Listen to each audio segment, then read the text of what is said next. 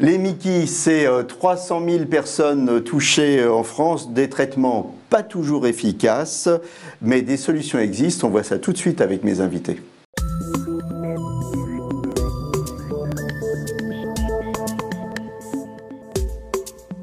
Les Mickey, maladie de Crohn, rectocolite hémorragique, c'est une personne sur 1000 dans les pays occidentaux, 300 000 personnes, on l'a dit, touchées en France, plus de 8000 cas chaque année, dont 20% sont des enfants, des symptômes douloureux et compliqués à gérer. Avec moi pour en parler, donc Anne Buisson, vous êtes directrice adjointe de l'AFA Crohn, RCH. Le site internet, c'est afa.asso.fr. Qu'est-ce qu'on fait à l'AFA Crohn ? On fait beaucoup de choses, on va en parler. On va en parler, voilà. Professeur Laurent Baugerie, vous êtes chef du service de gastroentérologie à l'hôpital Saint-Antoine à Paris. Et Mathilde Richard, vous êtes avec nous. Mathilde, vous avez 33 ans et vous avez eu vos premiers symptômes à 25 ans. Alors racontez-nous un peu votre histoire, Mathilde. Alors effectivement, à 25 ans, j'ai commencé à avoir les premiers symptômes qui étaient presque comme une gastro en fait, donc un peu impossible de deviner que c'était le début en fait d'une maladie chronique. Et progressivement, j'ai commencé à avoir plus de symptômes caractéristiques d'une inflammation vraiment des intestins, donc avec beaucoup de sang. Et c'est à ce moment-là que j'ai pu consulter assez rapidement et poser le diagnostic. J'ai eu de la chance d'avoir eu le diagnostic assez rapidement. Et à partir de ce moment-là, on trouve assez rapidement un traitement. Et moi, en tout cas, personnellement, je suis vraiment rentrée dans la lutte contre la maladie pour arrêter tous les symptômes au plus vite et retrouver ma vie normale d'avant. Quand vous avez été diagnostiqué, vous aviez déjà entendu parler de RCH, de Mickey, de tout ça, c'était complètement inconnu? Oui, c'était complètement inconnu pour moi, toutes ces maladies-là. Et j'étais quelque part rassurée du diagnostic parce qu'à un moment donné, je pensais vraiment que c'était beaucoup plus grave, en fait, ce que j'avais. Croyez que vous aviez un cancer? Oui, clairement, je me vidais tout mon sang, donc j'avais vraiment eu très très peur et en ce moment-là, en plus, ma sœur était à l'hôpital pour une leucémie, donc très vite, je me suis un peu, j'étais un peu partie dans les maladies beaucoup plus graves. Donc quelque part, j'étais rassurée que c'était chronique, et ensuite il y a le côté quand même chronique, c'est pour toute la vie qui est tombé, où là c'était tout de suite un petit peu plus lourd et est repartie la guerrière en moi. On va lutter contre la maladie, on va trouver un traitement et tout ira bien. Donc au début, on lutte, déni peut-être au début, et on lutte, c'est ça? Alors on lutte contre les symptômes, contre la maladie qu'on n'accepte pas du tout, et on est dans le déni dans le sens où on va pas du tout adapter son quotidien à la maladie et aux symptômes potentiels qu'on peut avoir. Donc évidemment qu'on a les symptômes, on les vit, mais on fait comme si de rien n'était par rapport à son entourage. Voilà, hop, on va aux toilettes plusieurs fois, mais hop, on n'en parle pas au travail, on s'éclipse pendant les réunions, mais voilà, on est dans le déni de cette façon-là, on n'a pas accepté vraiment à l'intérieur d'être malade. Vous avez trouvé des traitements efficaces au début? Alors au début, ça a bien fonctionné, puis progressivement, ça s'estompait, et ça a été un petit peu ça mon parcours. J'ai testé de nombreux traitements, tous différents, que ce soit à comprimé ou à l'hôpital en hôpital de jour. Et à chaque fois, ça a commencé par fonctionner, et progressivement, les effets s'estompaient pour retomber en crise, en fait, assez vite. Qu'est-ce qui a fonctionné le mieux? Alors finalement, ce qui a fonctionné le mieux, c'est le dernier que j'ai pris et qui s'est vraiment mis en parallèle de vraiment un gros travail sur mes pensées et mes émotions, où à ce moment-là, j'ai vraiment décidé de prendre ma vie en main, on va dire, et d'être plus à l'écoute de moi et prendre soin de moi.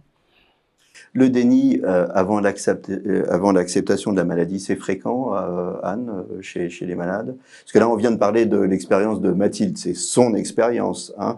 Mais vous, à l'association, vous voyez l'expérience de tous les malades. Je crois que c'est au-delà du déni, c'est finalement ne pas expérimenter au départ ce que c'est qu'une maladie chronique, c'est-à-dire une maladie qu'on va avoir tous les jours de toute sa vie, c'est-à-dire pas tout le temps, avec des moments de poussée et des moments de rémission, mais juste prendre conscience et expérimenter cette chronicité, je crois qu'il faut un petit peu du temps. Et au départ, on est dans quelque chose qui est plutôt de l'ordre de l'aigu, où on pense qu'un médicament va finalement résoudre le problème. Et on voit bien que c'est plus des modifications de fond et une acceptation de cette maladie au fur et à mesure qu'elle devient, finalement, qu'elle prend une place dans sa vie. et qui permet finalement quelque part de mieux prendre conscience de la chronicité et du coup de peut-être mieux améliorer certaines choses pour mieux gérer cette maladie au quotidien. C'est vrai que derrière ce mot chronique, on ne réalise pas toujours que chronique, ça veut dire pour tout le temps. Hein. C'est lourd ça à réaliser. Comment on fait pour réaliser ça, Mathilde? Justement, à un moment donné, on commence à rendre les armes pour en tirer le meilleur parti, en fait, et de l'ennemi numéro 1, la maladie qui me gâche la vie, finalement, on finit par accepter qu'elle soit là comme une amie, et plus elle devient vraiment une amie qu'on accepte chaleureusement dans sa vie, plus finalement, l'épée de Damoclès qui était au-dessus, ça va tomber à tout moment, il va y avoir une aggravation, ça s'apaise, puisqu'on devient vraiment à l'écoute de cet ami qui est près de nous. En tout cas, c'est ma façon à moi de vivre cette maladie aujourd'hui. Ouais, une amie, alors ça peut paraître difficile pour les malades qui nous écoutent, surtout quand ils sont au début de l'expérimentation de cette amitié, entre guillemets, mais on va revenir sur le côté ami. Professeur Baugerie, les Mickey, médicalement, déjà on explique qu'est-ce que c'est, définition. Les Mickey. Maladie de Crohn, rectocolite hémorragique, ce sont des lésions inflammatoires de la paroi de l'intestin. L'intestin, ça va de la bouche à l'anus. La rectocolite hémorragique, c'est une maladie exclusivement du rectum et du gros intestin, du côlon, alors que la maladie de Crohn peut toucher tous les segments du tube digestif, de la bouche à l'anus, mais en particulier la fin de l'intestin grêle, le côlon, le gros intestin, et parfois la région du périnée et de l'anus. Quelles sont les causes des Mickey? Les causes, on ne les connaît pas, il faut être humble. C'est une perte de tolérance, d'amitié entre le système immunitaire de tout un chacun avec les 2 kilos de bactéries que l'on héberge au quotidien et qui se sont installées dans l'enfance finalement, ce qu'on appelle le microbiote intestinal. Alors pourquoi un jour fondateur il y a cette perte d'équilibre? On ne sait pas, mais de plus en plus d'arguments suggèrent que c'est un problème d'environnement. Et dans l'environnement, c'est le mode de vie occidental, parce que finalement, avant la généralisation mondiale du mode de vie occidental, cette maladie était probablement très rare. Elle existait déjà, mais elle était extrêmement rare. Et à chaque fois qu'un pays adopte ce mode de vie occidental, apparaît d'abord la rectocolite, puis la maladie de Crohn. C'est ce qu'on appelle les maladies de civilisation, c'est ça? Oui, c'est-à-dire que actuellement, beaucoup plus de cancers, beaucoup plus de maladies inflammatoires diverses, dont les Mickey, et ça doit nous induire un questionnement. Pourquoi tout ça? Et pour essayer de travailler sur l'environnement. Et l'environnement, c'est entre autres de l'alimentation, par exemple. Est-ce qu'il y a un profil particulier? Homme, femme, âge? Ou est-ce qu'il y a plutôt un environnement particulier? Non, c'est comme Tintin, c'est de 7 à 77 ans, mais même malheureusement, quelquefois maintenant, des nourrissons qui sont atteints, rarement bien sûr, mais ça veut dire que c'est une maladie de tous les âges, avec des pics. Par exemple, dans la rectocolite hémorragique, il y a un pic d'apparition après 50 ans, mais pour être simple, c'est les 2 sexes, hommes et femmes, et puis tous les âges, du nourrisson jusqu'au senior qui peut rentrer en maladie à 70 ans, voire à 80 ans. Et un profil environnemental particulier, non? Mais non, justement, il y a un problème avec le tabac, enfin il y a un sujet avec le tabac, c'est-à-dire que fumer de façon active favorise l'apparition de la maladie de Crohn et l'aggrave, et pour des raisons qui sont à moitié connues seulement, c'est l'inverse dans la rectocolite hémorragique. Et alors bien sûr, il faut arrêter de fumer, mais les hommes et les femmes qui arrêtent de fumer, elles sont quelquefois, entre guillemets, punies avec l'apparition d'une rectocolite hémorragique qui s'était tenue sage tant que les personnes fumaient. Mais pour autant, il faut arrêter de fumer. Bien sûr. Les traitements aujourd'hui? Alors les traitements, on sépare le traitement de la poussée, éteindre le feu. Donc si c'est un feu de cuisine, on va faire avec une casserole, avec des traitements qui sont pas très lourds, pas très dangereux. Si c'est beaucoup plus sévère, ça va être l'hôpital avec des traitements immunosuppresseurs, voire biotechnologiques, des anticorps monoclonaux, dès la poussée. Donc ça, vaincre la poussée, on y arrive relativement souvent et fréquemment et pratiquement, on n'arrive pas à une rémission profonde, c'est-à-dire que les lésions sont toujours là, mais au moins le but qu'on atteint, c'est d'alléger les symptômes, de faire disparaître les symptômes. Et l'enjeu, le véritable enjeu d'une maladie de toute la vie, alors chronique, c'est pas comme la chronicité d'une hypertension qui est là tous les jours. Il y a effectivement des hauts et des bas, comme ça a été bien dit auparavant, mais l'enjeu, c'est quand je suis en rémission, comment faire pour éviter que la maladie ne revienne? Alors certes, il y a les traitements dits de fond ou d'entretien, avec du franglais, on dit la maintenance, mais travailler aussi en parallèle sur soi, sur son psyché, sur sa psyché, et puis sur l'environnement, l'alimentation, Et vraiment, de plus en plus d'arguments laissent penser que manger sain, c'est-à-dire non transformé, sans colorants additifs alimentaires, des plats tout cuisinés, etc., c'est quelque chose de vertueux. Et même maintenant, on utilise l'alimentation modifiée à titre anti-inflammatoire. On en fait une des armes de combat de l'inflammation. Cette chronicité, on va arriver à la vaincre. Bien sûr, il faut être optimiste. Je pense que si on arrive vraiment à modifier son environnement suffisamment, on va pouvoir éteindre l'évolutivité définitivement, et ça s'appelle une guérison. L'AFA, Anne Buisson, l'AFA a réalisé une grande étude, regard croisé, patients, entourage, médecins, sur comment les différents symptômes de la maladie impactent le quotidien. Qu'est-ce qui ressort de cette étude?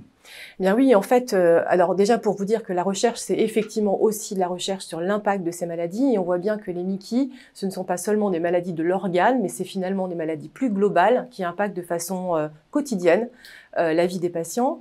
Pas seulement au moment de la poussée, puisqu'on sait qu'au moment de la poussée, il y a des douleurs, il y a de la fatigue, 96% des personnes disent souffrir d'épuisement pendant la poussée, mais aussi en dehors de ces poussées, malgré finalement la rémission et l'efficacité des traitements, on voit que beaucoup de patients, à ces moments-là, souffrent encore de la maladie. Alors, d'abord, 89% disent continuer à souffrir, entre guillemets, de fatigue, voire d'épuisement pour certains d'entre eux. Certains d'entre eux également, en dehors de la poussée, ont une alimentation qui est assez contraignante du point de vue familial et du point de vue social.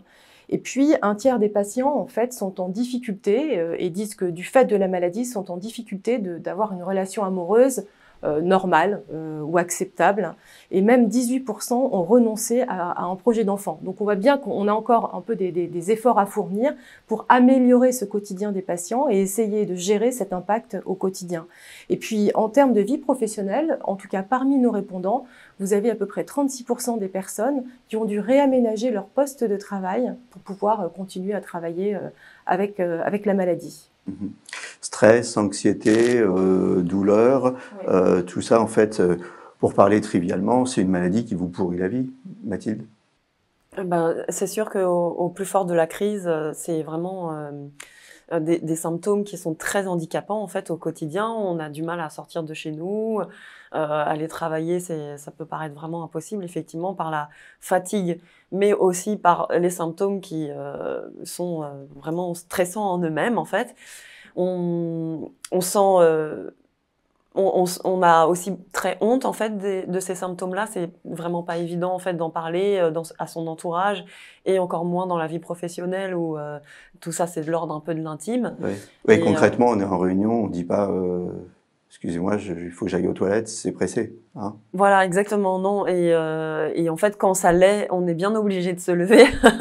et comme justement, c'est pas forcément accepté, c'est intérieurement aussi une source d'anxiété. Et l'anxiété et le stress alimentent l'anxiété, non? Oui, alors, y a-t-il un rôle direct du stress sur l'inflammation? C'est difficile à démontrer. Les premiers éléments nous font penser que c'est pas un facteur déclenchant majeur. En revanche, évidemment, dans le vécu de la maladie, l'impact, la fatigue, la façon de vivre et d'accepter la maladie, c'est extrêmement important. Il faut diminuer la charge en stress par tous les moyens possibles. Vivre au quotidien, quand on est justement dans le quotidien et qu'il n'y a pas d'imprévu, on arrive à organiser à peu près sa journée. Comment on fait quand on sort du quotidien, quand on part en vacances, avec les enfants, tout ça, comment on fait? C'est une très bonne question parce qu'effectivement, ça m'a beaucoup travaillé pendant des années où je me rendais compte qu'en fait, j'étais encore plus malade en vacances. Et j'avais du mal à comprendre pourquoi, puisque c'était censé être un moment où justement, je me reposais, je prenais soin de moi, j'étais plus dans le stress. Et en fait, c'est effectivement que le côté routinier va rassurer, puisqu'on sait exactement où est-ce qu'on va trouver des toilettes, on connaît les personnes avec qui on travaille ou autres. Alors que dans un voyage, il y a plein d'inconnus, notamment rien que pour se rendre soit à la gare, soit à l'aéroport, et puis ensuite, voilà, durant toutes les vacances. Donc, effectivement, il y a un moment donné où j'adaptais les programmes en fonction des voyages, des symptômes, et je choisissais des destinations et des activités qui pouvaient répondre Anne, aux symptômes. parmi les questions que les gens vous posent, ils vous posent plus de questions finalement sur comment gérer le quotidien ou sur comment soigner ma maladie? Ou Je crois que les premières questions que les patients posent quand ils nous appellent, c'est surtout quand ils ont des symptômes et qu'ils demandent en fait une orientation vers des experts en fait de cette maladie. Ça, c'est une des premières questions. La deuxième, elle est plutôt quand les patients changent de traitement, parce que c'est vrai que c'est un moment qui est un moment assez majeur, parce que ça veut dire que voilà, la maladie c'est un peu décompensé, et puis qu'ensuite on est obligé de changer de traitement pour passer à un traitement un peu plus puissant, et donc c'est compliqué. Et si on revient notamment sur ce que dit Mathilde, et je trouve ça vraiment intéressant. D'une façon générale, c'est vrai qu'aujourd'hui, les traitements sont relativement efficaces pour que les patients vivent quand même une vie normale, aillent en vacances, puissent travailler, etc. Il faut quand même être assez positif. Mais ce que ça crée, en fait, comme type de charge mentale, et c'est ça qu'il faut souligner au quotidien chez les patients qui, certaines fois, doivent en faire 2 fois plus que leurs collègues parce qu'ils sont fatigués et en fait, fournissent des efforts supplémentaires pour pouvoir en fait paraître en fait normal. Hein, c'est une forme de handicap invisible. Hein, c'est ce qu'on appelle le handicap invisible. Cette charge mentale d'organisation pour essayer à tout prix de pas avoir de problème ni d'accident. Je pense que c'est quelque chose qu'il faut souligner comme quelque chose qui est un véritable finalement pour nous en tout cas. C'est comme ça qu'on en parle. Un handicap invisible qu'il faut aussi savoir reconnaître. Et qu'il faut savoir gérer. On va en parler tout à l'heure avec vous, Mathilde. Améliorer sa qualité de vie au quotidien, activité physique, thérapie complémentaire, qu'est-ce qu'on fait, professeur? Pour déjà manger sainement, avoir une activité physique régulière, de son choix. Évidemment, pas faire de sport intensif pendant les poussées, mais une fois que la poussée est jugulée, on fait absolument ce qu'on veut. Lutter aussi contre la sédentarité, mais c'est un autre aspect d'être bien dans sa tête et de vivre longtemps. Et puis, l'acceptation, dompter sa maladie, qu'elle ne soit plus obsédante, s'ouvrir à d'autres activités créatives. Enfin, je pense que c'est un développement personnel, c'est un enjeu parce que très souvent les patients sont jeunes, donc ils sont en période de construction. Et c'est une donnée dans cette construction qu'il va falloir assimiler et retourner finalement la positiver en quelque sorte, parce que Anne disait très bien, mais avoir trouvé des moyens d'adaptation, etc., ça a renforcé la personnalité finalement, ça a participé à la construction et on est plus fort une fois qu'on est arrivé à cette étape-là.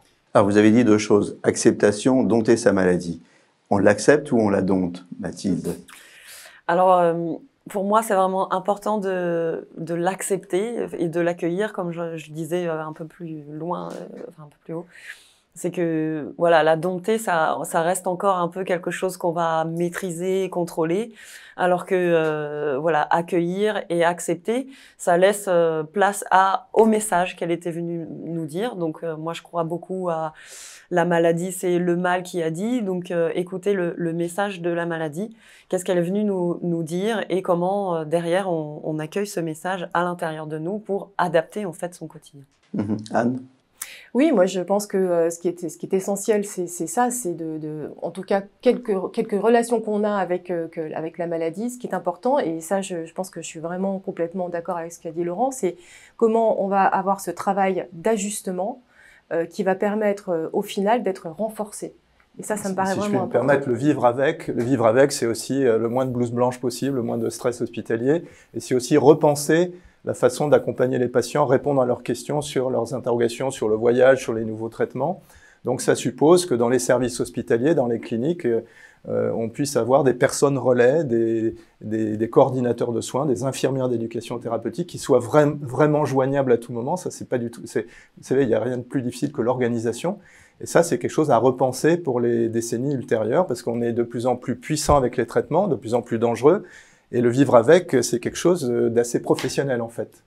Dans Regard croisé, vous avez parlé de la vie intime, qui était perturbée. Ça m'amène à la grossesse. Grossesse et Mickey. Pas de problème, à condition que la maladie soit pas en pleine poussée au moment où on envisage la conception. Et pourtant, vous, Mathilde, vous avez conçu en pleine poussée. Le désir de grossesse était trop fort. Exactement. Alors moi, dans mon cas, j'arrivais pas du tout à rentrer en rémission et les traitements, aucun traitement ne faisait baisser les symptômes. Et donc effectivement, à un moment donné, j'ai privilégié le projet de cœur et de me faire confiance. Et au final, voilà, tout s'est bien passé. Après, la grossesse, c'est un moment de vie très important, c'est sûr. Il faut savoir quand même que les enfants, les nouveau-nés, les enfants en bas âge, ça demande beaucoup d'énergie. Et donc, faut garder en tête aussi ça dans un projet. C'est que, voilà, si en plus on a la maladie en poussée à gérer, comme moi c'était le cas, c'est sûr que on arrive à des moments où on se sent très seul et c'est nécessaire de se faire accompagner. Quelques questions en bref. On ne transmet pas les Mickey à ses enfants? Non, dans moins de 5% des cas, donc faut pas y penser. Donc ça ne doit pas nous arrêter. Mickey et grossesse, ça se passe bien? Il n'y a pas de fausse couche, il n'y a pas de choses comme ça? Il y a certains médicaments qu'on doit arrêter, mais ils sont tout à fait minoritaires, et la plupart du temps, tout se passe très bien. Voilà, donc ça c'est un message, hein. On peut faire des enfants positifs. Vous, ça s'est bien passé, hein? Bah, moi, je dirais même que, en fait, mes enfants ont été la source de réflexions diverses et que je les en remercie. Et donc, c'est eux qui m'ont vraiment impulsé le cheminement d'observer mes pensées, mes émotions et du coup d'accueillir cette maladie. Donc, voilà, c'est possible. Anne, on va parler de l'AFA, parce qu'il faut en parler. L'AFA, c'est beaucoup de services offerts aux malades. On va les détailler. Quels sont ces services? Alors, c'est vrai qu'on est aussi quand même spécialiste du vivre avec, hein, parce que l'hôpital ne peut pas tout. Et ce qui est important pour nous, c'est d'accompagner et de soutenir les patients au quotidien, mais avant tout de les informer par des informations qui sont validées par des experts, hein, dont Laurent Baugerie d'ailleurs, et qui permettent aux patients de mieux connaître la maladie. Et puis, on les soutient et on les accompagne au quotidien, notamment sur cette question du stress, de l'anxiété, de la fatigue, avec différents cycles en visioconférence, notamment d'ateliers qui leur permet de se relaxer avec des podcasts de sophrologie, différentes vidéos aussi au sujet de l'activité physique parce que c'est important. Activité physique qui nous semble devoir être adaptée finalement à ces patients, hein. Tout le monde ne peut pas monter l'Everest ou faire un marathon. Et l'idée, c'est aussi d'adapter l'activité physique aux problématiques des personnes. Donc je pense que l'idée, c'est vraiment comment on rend des services à des besoins singuliers de patients. C'est ça notre travail. Et vous soutenez aussi des projets de recherche? Tout à fait. Alors, on peut rien faire sans finalement soutenir la recherche. L'AFA, c'est d'abord une association qui a voulu fédérer les chercheurs autour de ces sujets, les Mickey. Et donc, l'AFA soutient des programmes de recherche originaux chaque année qui permettent de faire avancer des projets de recherche d'excellence, on va dire. Alors justement, la recherche, elle va dans quel sens? La recherche, elle est fantastique actuellement, vraiment très prometteuse, parce que bien sûr, il y a les industriels qui continuent à développer des nouvelles molécules, on en a de plus en plus. Alors certes, les résultats sont pas exceptionnels, mais en tout cas, pour une personne qui échoue à 1, 2, 3, on va pouvoir lui offrir d'autres médicaments.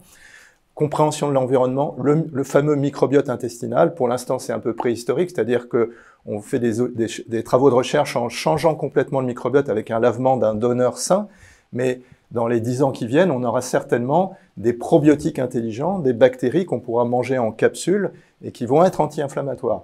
Plus tout le travail sur l'alimentation, et puis plus globalement, il faut trouver plaisir dans la vie, le sport, les activités culturelles, etc. Et c'est aussi une façon de bien vivre avec la maladie. Et je pense que ça fait partie de la faire passer à côté et sans l'oublier complètement, de la dompter.